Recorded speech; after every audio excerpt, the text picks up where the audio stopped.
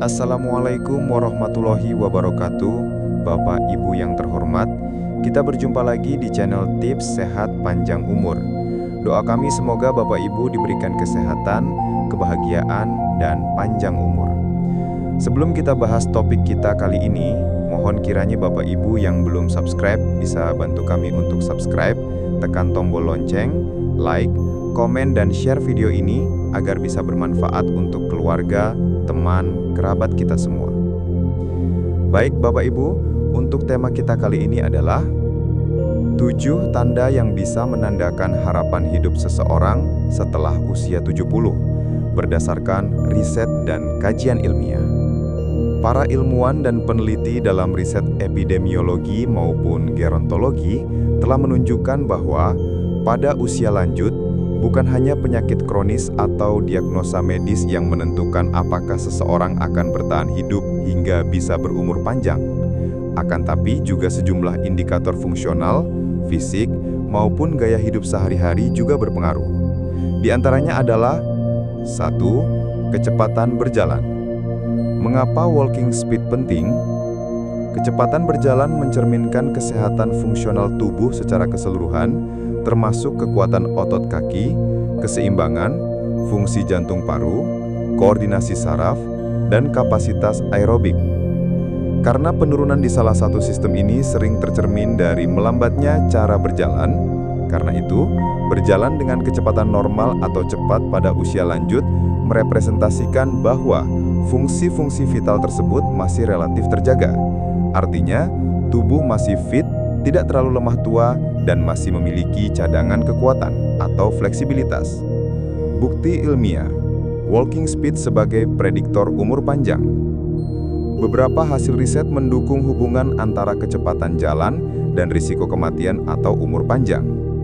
Studi klasik menunjukkan bahwa pada orang lanjut usia, kecepatan jalan atau gait speed sekitar 0,8 meter per detik merupakan titik tengah atau median prediksi harapan hidup berdasarkan umur dan jenis kelamin.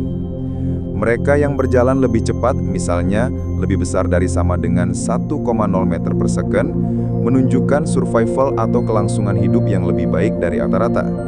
Artinya, lebih besar kemungkinan hidup lebih lama dari ekspektasi berdasarkan umur saja.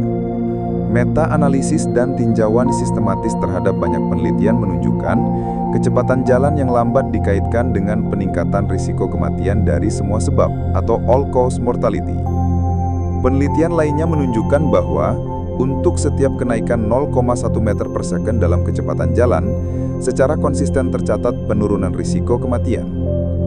Selain kematian dini, kecepatan jalan yang lambat pada lansia juga dikaitkan dengan risiko lebih besar mengalami penurunan mobilitas, rawat inap, ketergantungan, jatuh, dan penurunan kualitas hidup, semua faktor yang memperpendek health span dan potensi usia hidup. Interpretasi, apa artinya untuk harapan hidup setelah 70? Jika seseorang di usia lanjut masih bisa berjalan dengan kecepatan wajar atau cepat, misalnya mendekati atau melebihi 0,1 meter per second, ini bisa menjadi indikator bahwa tubuh dan organ masih relatif sehat, otot dan sistem kardiovaskular berfungsi dengan baik, serta mobilitas dan kemandirian masih terjaga. Itu memberi peluang lebih besar untuk hidup lebih lama dari rata-rata. Di sisi lain, kecepatan berjalan yang melambat bisa menjadi warning sign, menunjukkan adanya penurunan fungsi fisik atau fleksibilitas sistem organ. Itu berarti perlu perhatian, baik dari kebiasaan hidup, pemeriksaan kesehatan, maupun upaya menjaga kebugaran agar memperlambat penurunan. Dengan demikian, walking speed bukan hanya soal seberapa cepat Anda bisa jalan hari ini, tapi bisa dijadikan salah satu indikator sederhana namun sangat berguna untuk memantau kesehatan umum dan potensi harapan hidup di masa tua. 2. Kekuatan menggenggam atau grip strength. Mengapa kekuatan genggaman tangan penting? Hand grip strength atau HGS, yaitu kekuatan genggaman tangan, banyak digunakan sebagai indikator sederhana dan reliabel dari kekuatan otot tubuh secara keseluruhan dan kondisi muskuloskeletal. Karena otot dan massa otot fundamental bagi mobilitas, stabilitas, metabolisme, dan daya tahan tubuh, maka kekuatan genggaman tangan bisa menjadi signal seberapa fit tubuh secara umum, bukan hanya tangan, tapi sistem otot, energi, dan cadangan fisik tubuh. Cara mengukur HGS relatif mudah, tidak invasif, dan dapat dilakukan di banyak tempat klinis maupun komunitas, membuatnya praktis sebagai alat screening untuk populasi lanjut usia. Bukti ilmiah, kekuatan genggaman tangan dan risiko kematian atau umur panjang. Berbagai studi telah menemukan hubungan kuat antara HGS dan kematian dini atau all-cause mortality, disabilitas, turun fungsinya harian, hingga kualitas hidup di usia lanjut. Berikut poin-poin utama. Sebuah umbrella review dari banyak meta-analisis menunjukkan bukti yang sangat kuat bahwa kekuatan genggaman tangan yang tinggi berkorelasi dengan penurunan risiko kematian dari semua sebab, penurunan kematian akibat penyakit kardiovaskuler, dan risiko disabilitas lebih rendah. Studi kohort prospektif dengan ratusan ribu peserta, termasuk usia parubaya sampai lanjut, menemukan bahwa setiap peningkatan HGS berasosiasi dengan penurunan risiko kematian. Pada lansia, HGS yang rendah dikaitkan dengan peningkatan risiko kematian dalam jangka menengah. Misalnya, studi terbaru tahun 2023 menunjukkan bahwa individu lanjut usia dengan HGS rendah memiliki risiko kematian yang secara signifikan lebih tinggi dibanding dengan HGS-nya yang lebih baik, meskipun telah dikontrol variabel lain. Di samping kematian, kekuatan genggaman yang menurun dikaitkan dengan penurunan kemampuan melakukan aktivitas harian atau ADL, atau Activities of Daily Living, seperti mandi, berpakaian, atau mobilitas, dan penurunan kemampuan ini pada lansia berhubungan dengan mortalitas lebih tinggi. Penurunan HGS sering menjadi bagian dari kondisi yang disebut sarkopenia, hilangnya massa dan kekuatan otot seiring usia, yang dikenal sebagai faktor risiko jatuh, disabilitas, dan menurunnya kualitas hidup dan umur panjang. Interpretasi. Apa artinya bagi lansia dan orang yang menua?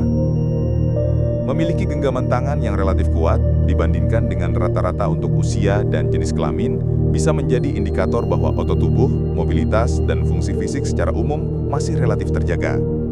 Itu berarti cadangan fisik, resistensi terhadap penyakit, dan kemandirian dalam aktivitas sehari-hari lebih tinggi, faktor yang meningkat peluang hidup lebih lama.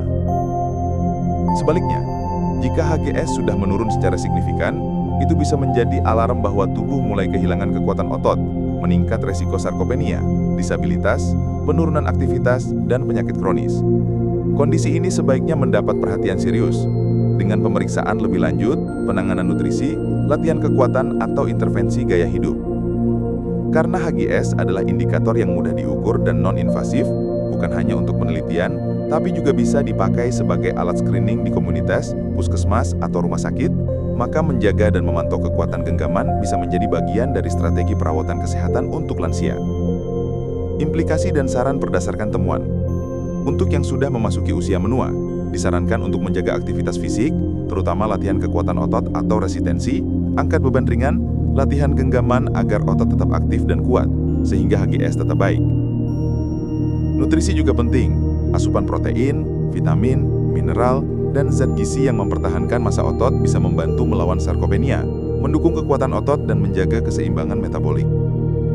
Pemeriksaan rutin HGS, misalnya setiap beberapa bulan atau tahun, dapat membantu deteksi dini penurunan fungsi otot sebagai bagian dari pemeriksaan kesehatan lansia, sehingga tindakan pencegahan lebih awal bisa dilakukan, berupa rehabilitasi, fisioterapi, atau intervensi gaya hidup. Memahami bahwa HGS bukan sekedar kuat di tangan, tapi mencerminkan kesehatan fisik menyeluruh, sehingga perawatan lansia sebaiknya holistik, otot, mobilitas, nutrisi, aktivitas fisik, dan gaya hidup sehat. Ketiga, kemampuan keseimbangan atau stabilitas tubuh, balance. Mengapa keseimbangan tubuh penting?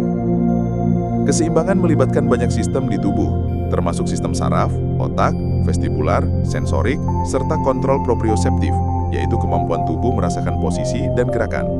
Seiring usia, fungsi-fungsi ini bisa melemah, membuat kontrol postur dan stabilitas tubuh menjadi lebih rentan. Untuk lansia, kemampuan menjaga keseimbangan bukan hanya soal berdiri atau jalan, tapi soal tetap bisa bergerak, berdiri, menyeimbangkan diri saat bangun duduk berdiri, menyesuaikan posisi tubuh, dan melakukan aktivitas sehari-hari tanpa tergelincir atau jatuh. Stabilitas postural penting untuk menjaga mobilitas, kemandirian, dan menghindari cedera serius. Bukti ilmiah. Keseimbangan dan kaitannya dengan longevity atau resiko kematian. Berikut beberapa temuan riset yang menunjukkan bahwa keseimbangan tubuh, balance, merupakan prediktor kesehatan jangka panjang pada lansia. Sebuah penelitian besar tahun 2023 menunjukkan bahwa balance ability, kemampuan menjaga keseimbangan, berkaitan secara signifikan dengan resiko kematian atau all-cause mortality di kelompok usia paruh-baya dan lanjut usia. Penelitian longitudinal terhadap wanita lanjut usia, lebih dari sama dengan 75 tahun, menemukan bahwa keseimbangan buruk, misalnya tidak mampu berdiri dalam posisi tertentu, tandem stance, atau berjalan dengan mobilitas yang rendah merupakan prediktor kematian dalam jangka 8 tahun, bahkan setelah mempertimbangkan faktor lain seperti penyakit, aktivitas fisik, dan variabel sosial. Studi terbaru menunjukkan bahwa kemampuan seseorang untuk menyeimbangkan tubuh dengan satu kaki mencerminkan neuromuscular aging, yaitu tanda bahwa sistem saraf, otot, dan kontrol gerak sudah mengalami penuaan.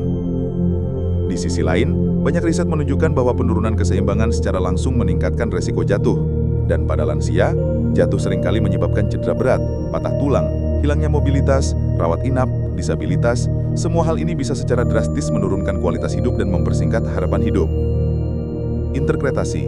Apa artinya bagi harapan hidup setelah 70? Jika seorang lansia masih memiliki keseimbangan yang baik, mampu berdiri stabil, berpindah posisi tanpa goyah, menjaga postur tubuh, bahkan mungkin bisa berdiri dengan satu kaki, itu menandakan bahwa sistem saraf, otot, koordinasi, dan sistem sensorik tubuh masih berfungsi dengan baik. Semua ini mendukung mobilitas dan kemandirian, serta mengurangi kemungkinan jatuh atau cedera. Kondisi keseimbangan yang terjaga berarti tubuh lebih tangkas dalam menghadapi tekanan, baik perubahan posisi, aktivitas harian, maupun kondisi mendadak, misalnya kehilangan pijakan atau terpeleset. Itu memberi peluang lebih besar untuk tetap sehat, aktif, dan mandiri di masa tua. Sebaliknya, jika keseimbangan sudah menurun, misalnya sering limbung, sulit berdiri lama, mudah tergelincir, sulit menjaga posisi tubuh saat bergerak, ini menjadi alarm resiko jatuh meningkat, mobilitas bisa menurun, dan kesehatan secara keseluruhan bisa memburuk. Implikasi dan saran berdasarkan temuan. Berdasarkan data dan riset tersebut, beberapa rekomendasi nyata bisa ditarik. Penting bagi lansia untuk rutin melakukan latihan keseimbangan, misalnya latihan berdiri satu kaki, latihan postur, latihan stabilitas untuk melatih sistem saraf, otot, dan koordinasi tubuh. Berbagai penelitian menunjukkan latihan seperti ini efektif meningkatkan keseimbangan dan mengurangi resiko jatuh. Evaluasi atau pemeriksaan keseimbangan, misalnya menggunakan tes postur atau tes keseimbangan sederhana, dapat membantu mendeteksi jika ada penurunan kemampuan sehingga bisa segera menjalani intervensi berupa fisioterapi, latihan khusus, atau modifikasi lingkungan sebelum terjadi cedera serius. Menjaga gaya hidup sehat secara menyeluruh, kesehatan otot, saraf, penglihatan, pendengaran, serta nutrisi dan aktivitas fisik, karena semua aspek ini saling terkait dalam menjaga keseimbangan tubuh. Memahami bahwa keseimbangan baik bukan sekedar hal kecil, melainkan faktor penting dalam menentukan apakah seseorang bisa menjalani kehidupan tua dengan sehat, aktif, mandiri, dan memiliki harapan hidup yang lebih panjang. 4. Pola tidur dan kualitas tidur, sleep quality and sleep patterns. Mengapa tidur yang baik penting? Tidur bukan sekedar istirahat pasif. Selama tidur, terutama fase tidur dalam, tubuh melakukan perbaikan sel, regulasi hormon, detoksifikasi otak, dan proses restoratif lainnya yang sangat penting untuk kesehatan jangka panjang. Seiring bertambahnya usia, banyak orang lansia mengalami perubahan pola tidur, seperti tidur lebih ringan, sering terbangun di malam hari, susah mempertahankan tidur yang nyenyak, atau terbangun lebih awal.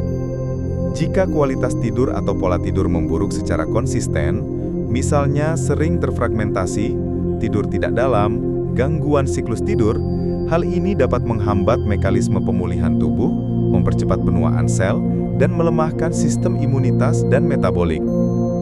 Karena itu, kualitas tidur yang baik dan pola tidur yang teratur dianggap penting bukan hanya untuk merasa segar keesokan hari, tapi juga sebagai faktor penentu kesehatan jangka panjang dan potensi umur panjang. Bukti ilmiah, tidur dan kualitas tidur sebagai prediktor umur panjang. Beberapa hasil riset menunjukkan bahwa tidur dan kualitas tidur berkorelasi dengan tingkat kematian, penuaan biologis, dan fungsi kesehatan di usia lanjut.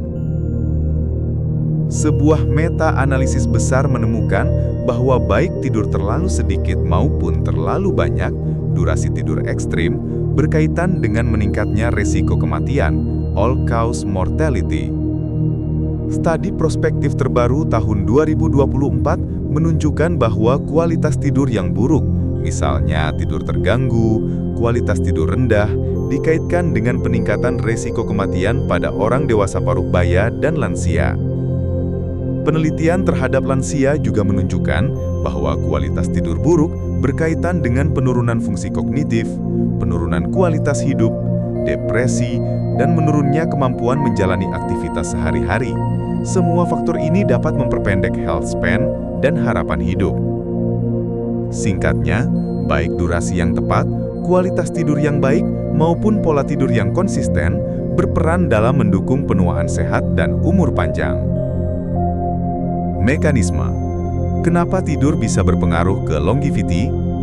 Beberapa mekanisme biologis menjelaskan mengapa kualitas tidur bisa berdampak pada umur panjang. Selama tidur, terutama tidur dalam dan REM, tubuh memperbaiki sel, memproduksi hormon penting, misalnya hormon pertumbuhan, meregenerasi jaringan, memperbaiki kerusakan, sehingga mencegah penuaan sel dan kerusakan organ. Tidur yang baik mendukung regulasi hormon, metabolisme glukosa, meregulasi berat badan, dan sistem imunitas. Gangguan tidur kronis bisa memicu obesitas, resistensi insulin, peradangan, penyakit jantung, dan metabolik. Kualitas tidur penting untuk kesehatan mental dan fungsi otak, konsolidasi memori, regulasi emosi, menjaga kognisi. Gangguan tidur berulang dapat mempercepat penurunan kognitif, stres, dan penyakit neurodegeneratif. Dengan demikian, tidur yang stabil dan berkualitas berfungsi sebagai perawatan dasar bagi tubuh, menjaga organ, metabolisme, sistem imunitas, dan otak tetap sehat, faktor penting untuk umur panjang. Interpretasi. Apa artinya bagi orang lanjut usia dan untuk hidup sehat? Jika Anda atau orang lanjut usia memiliki pola tidur teratur, misalnya tidur dan bangun di jam yang konsisten dan mendapatkan tidur berkualitas, tidur cukup, tidak sering terbangun, tidur nyenyak, ini memberi keuntungan besar bagi kesehatan jangka panjang, peluang hidup lebih lama, dan menjalani usia tua dengan kondisi terbaik. Sebaliknya, gangguan tidur kronis, susah tidur, sering terbangun, tidur tidak nyenyak, durasi tidur ekstrim bisa menjadi sinyal peringatan. Itu sebaiknya menjadi perhatian serius dan bisa diperbaiki lewat kebiasaan tidur sehat, lingkungan tidur yang nyaman, atau konsultasi medis jika perlu. Untuk lansia, sangat penting memperhatikan sleep hygiene, cara tidur, rutinitas sebelum tidur, lingkungan tidur yang nyaman, tidur cukup tetapi tidak berlebihan agar tidur tetap berkualitas dan mendukung kesehatan optimal. 4. Sosialisasi dan koneksi sosial, social connections atau social support. Mengapa koneksi sosial penting bagi kesehatan dan umur panjang? Manusia pada dasarnya makhluk sosial. Hubungan dengan orang lain memberi dukungan emosional, rasa kebersamaan, dan identitas sosial. Saat seseorang menua, menjaga interaksi sosial membantu mempertahankan kesejahteraan mental, rasa memiliki, dan motivasi hidup yang semuanya penting untuk kualitas hidup dan daya tahan terhadap stres. Untuk lansia, interaksi sosial bukan cuma soal nyaman atau senang, tapi juga membantu menjaga kemandirian, aktivitas sehari-hari, mobilitas, dan partisipasi dalam komunitas. Interaksi sosial ikut mendukung fungsi fisik dan mental agar tetap aktif dan sehat. Bukti ilmiah koneksi sosial dan umur panjang atau kesehatan jangka panjang. Berikut hasil riset yang mendukung hubungan antara koneksi sosial dengan umur panjang atau kesehatan jangka panjang. Sebuah meta-analisis besar menemukan bahwa orang dengan hubungan sosial yang kuat memiliki peluang hidup survival hingga 50% lebih tinggi daripada mereka dengan hubungan sosial lemah. Penelitian longitudinal recent menunjukkan bahwa semakin sering seseorang terlibat dalam aktivitas sosial, sosialisasi, komunitas, interaksi, semakin besar kemungkinan mereka memiliki harapan hidup yang lebih panjang. Studi juga memperlihatkan bahwa bagi lansia, jaringan sosial yang luas dan suportif, teman, tetangga, komunitas, bukan hanya keluarga, secara signifikan dikaitkan dengan usia harapan hidup dan masa hidup tanpa disabilitas. Di samping aspek fisik, koneksi sosial membantu mengurangi resiko kesehatan mental seperti kesepian, depresi, dan stres, yang diketahui bisa memperpendek umur dan menurunkan kualitas hidup. Menurut lembaga kesehatan besar, koneksi sosial membantu menurunkan peradangan, inflammation, meningkatkan imunitas, dan menurunkan resiko penyakit kronis, secara biologis mendukung umur panjang. Mekanisme, bagaimana sosialisasi bisa mempengaruhi longevity. Beberapa mekanisme biologis dan psikososial menjelaskan mengapa koneksi sosial berdampak pada umur panjang.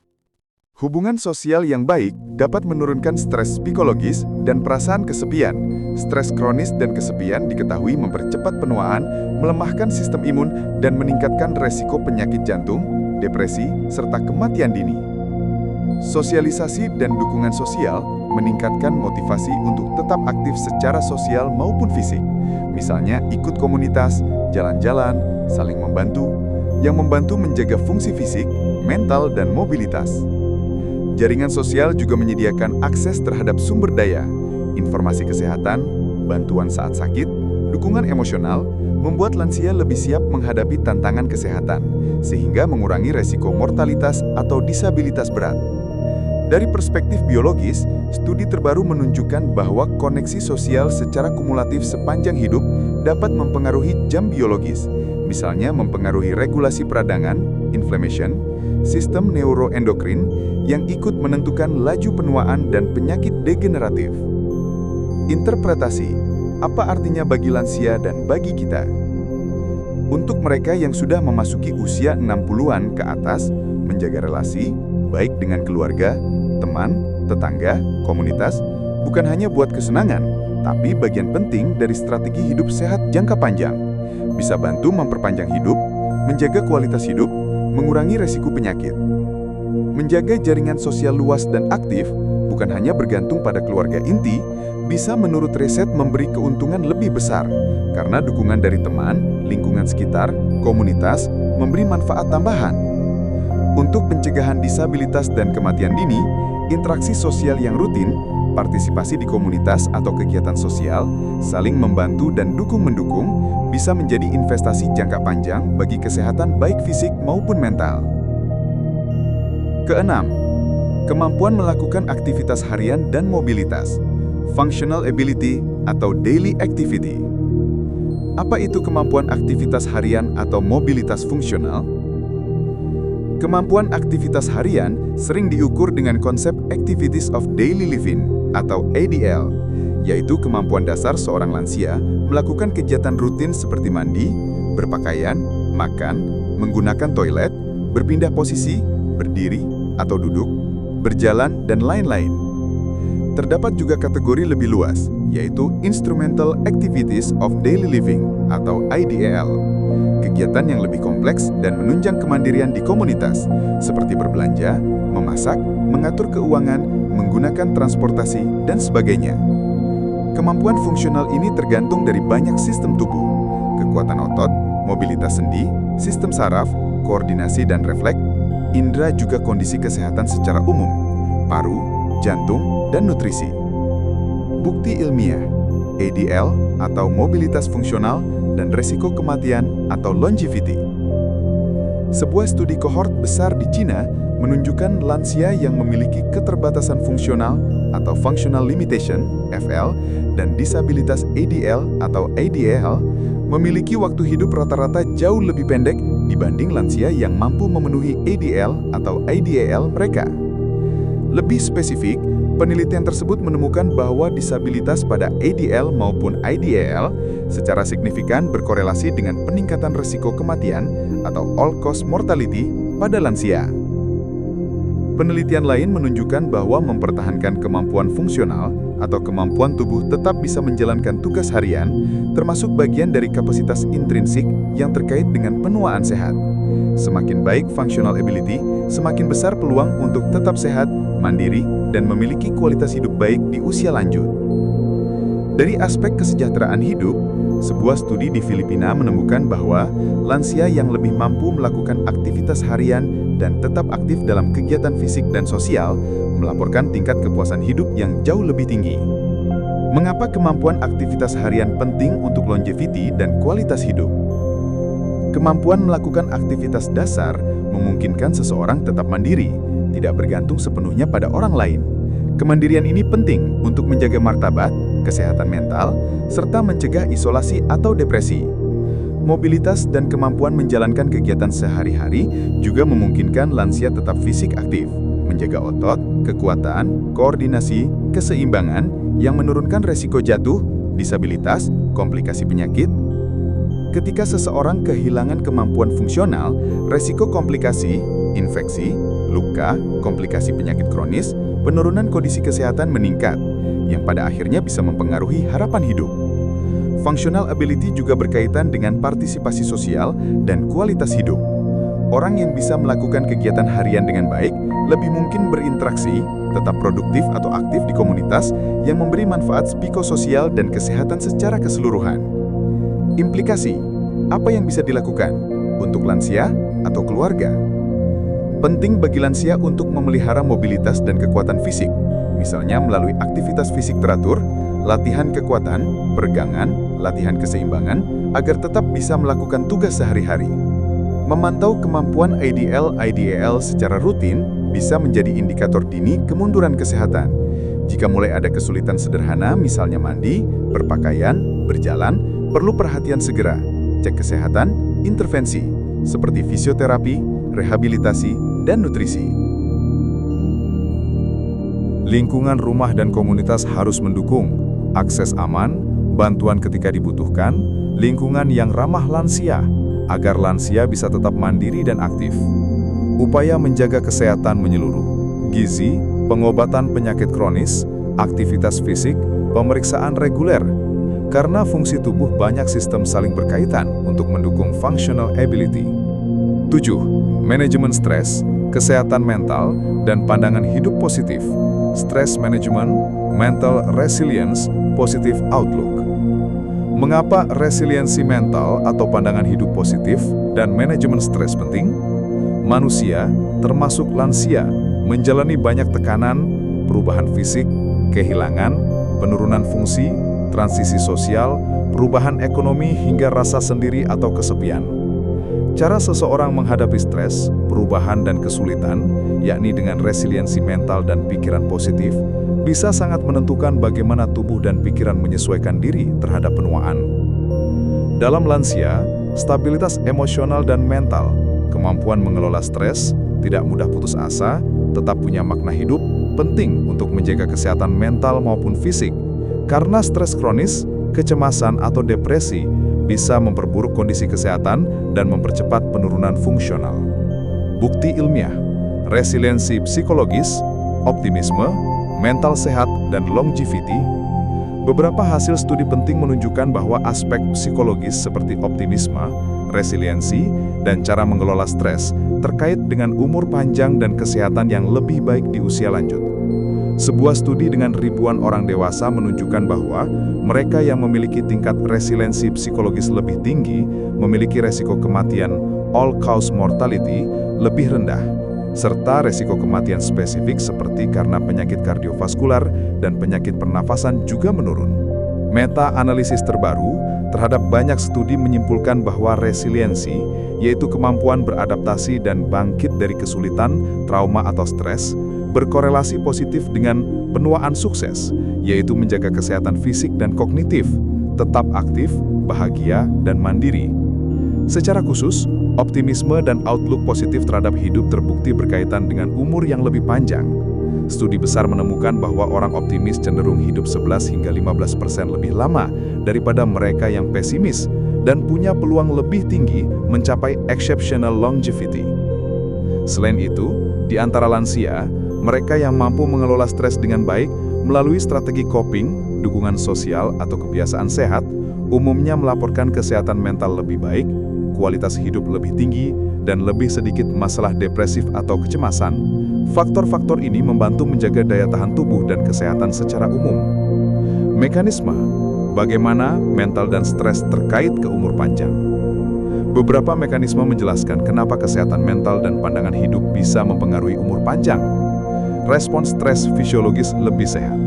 Orang dengan resiliensi dan cara manajemen stres yang baik cenderung memiliki respons stres, misalnya hormon stres seperti kortisol, peradangan, tekanan darah, dan sebagainya, yang lebih terkendali dan lebih cepat pulih ketika mendapat tekanan, sehingga mengurangi dampak negatif stres pada tubuh, penyakit jantung, peradangan, imunitas menurun.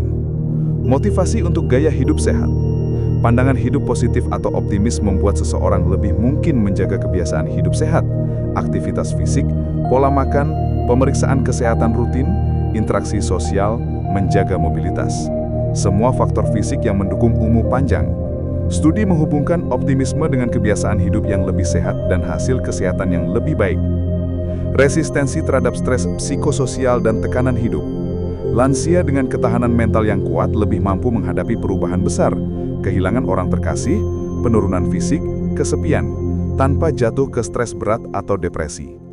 Ini membantu menjaga kesejahteraan emosional, menjaga fungsi otak, mencegah penurunan mental atau kualitas hidup. Interaksi positif antara mental dan fisik. Kesehatan mental yang baik, optimisme, resiliensi, bisa memperkuat sistem imun, fungsi kardiovaskular, dan proses penyembuhan atau pemulihan tubuh. Sehingga ketika terjadi penyakit atau tekanan fisik, tubuh punya peluang lebih baik untuk pulih dan bertahan. Interpretasi. Apa artinya bagi lansia dan kita? Menjaga kesehatan mental dengan sikap positif, optimisme, pandangan hidup yang sehat, manajemen stres perlu dianggap sama pentingnya dengan menjaga fisik. Itu bukan bonus, melainkan bagian dari strategi hidup sehat jangka panjang. Untuk lansia atau orang yang mendekati lansia, penting membangun resiliensi psikologis, belajar menerima perubahan hidup, menyesuaikan harapan, menjaga makna hidup, tetap terlibat sosial, menjaga rasa syukur dan harapan positif agar tidak mudah stres atau tertekan. Lingkungan sosial dan dukungan, keluarga, teman, komunitas, serta aktivitas yang memberi makna seperti hobi, mengarang relawan, interaksi, aktivitas ringan, spiritualitas, bisa mendukung mental sehat, dan dengan demikian berkontribusi pada umur panjang dan kualitas hidup di usia lanjut. Mengkombinasikan upaya fisik seperti olahraga, pola hidup sehat, dengan upaya mental, mengelola stres, optimisme, resiliensi, memberi peluang lebih besar untuk penuaan sehat, bukan sekedar hidup lama, tapi hidup lama dengan sehat, aktif, dan bahagia. Baik Bapak Ibu, sekian pembahasan topik kali ini. Sampai jumpa di topik pembahasan berikutnya. Wassalamualaikum warahmatullahi wabarakatuh.